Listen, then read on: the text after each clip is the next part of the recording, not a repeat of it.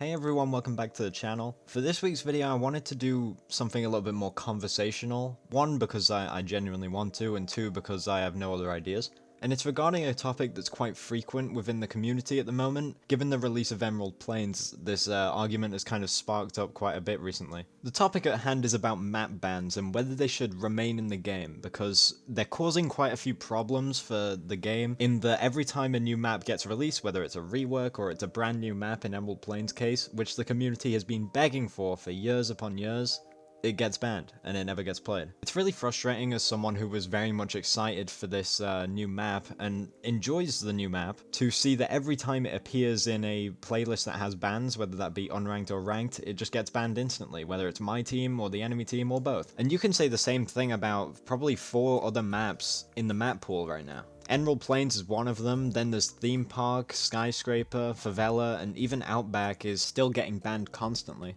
I want to preface this by saying that I don't have a problem with the people who are banning the maps, because at the end of the day, these people are just using the tools that Ubisoft have provided them. If you don't want to play Emerald Plains and you ban it, then, you have used those tools effectively. My problem is with the tools themselves, because I feel like it is putting a downer on the game. But let's take a look at why people are banning these maps. I think it stems from a couple of preconceptions about maps, those being that if you don't know the map, then it must be bad because you perform poorly on it. But then for stuff like Skyscraper and Outback, I think it's because they have a preconception about what the map used to be like before it was reworked, and now they have bad connotations whenever they see it. People complain quite often about this game, and one of the main complaints is that this game is getting stale. And I see it difficult for people to argue that that's Ubisoft's fault when they're constantly putting these new maps into the game, and then people aren't picking them. Obviously, there are other reasons as to why the game might feel stale, but I would argue that the main reason why this game feels stale is because every single game you get into, it's on Oregon, Clubhouse, or Coastline. It's beginning to feel like getting maps like Bank and Canal feels like a rare commodity at this point.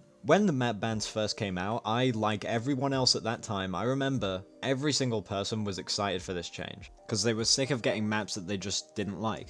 And that was great when it first came out, but since then, new maps have been released, or old maps have been reworked, same sort of deal, and it's basically given people an opt-out option. It's basically instilled a bad habit in a big portion of the community that instead of having to learn a new map to be able to perform well on it, you can just play the old maps that you already know.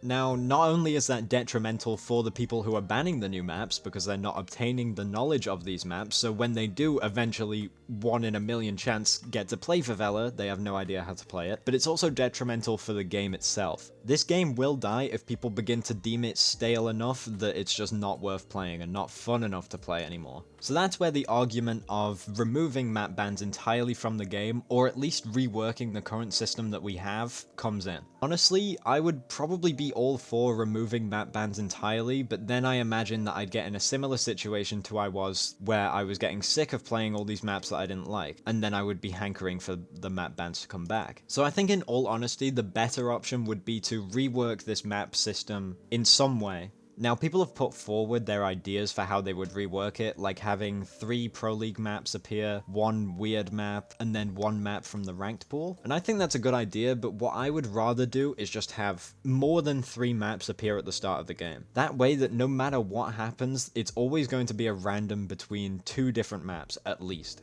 Because right now, a lot of the time it's just like a mini game of trying to coordinate with the enemy team in text chat to try and ban the maps that you don't want. Like someone will say, oh, we've got Favela, so you can get Emerald Plains and then we'll both play on Oregon again. It's a similar sort of situation on console, it's just more about the second guessing the enemy since you don't have the communication between them. I think the current number of 3 maps that show up isn't enough, because if one team bans one map, another team bans another, then you are confirmed to get the other one. And that sort of feels like picking a map and not really banning a map. So I'd much rather say 4 maps show up, and then if both teams ban a different map, then it's still going to be a randomized between 2 different other maps. Let's take an example of what we currently have. Skyscraper, Clubhouse, Theme Park. One team in text chat, probably the attacking team, wants to ban Theme Park, defenders ban Skyscraper, you get Clubhouse. If 4 maps appeared, then there would be a chance that Skyscraper, Theme Park, Favela, and Clubhouse could all appear. Then it's a little more tricky, because then one team has to ban Theme Park, one team has to ban probably Favela, let's be real, and then after that it's a 50-50 between Sky and Club. Now obviously your chances of playing the lesser played maps still relies on the fact that they have to show up in the selection first, which wouldn't happen if it was maybe a choice between every single map that was in the playlist. But I'm not smart enough to figure out how a functioning ban system would work if every single map showed up, so that's for someone else to figure out.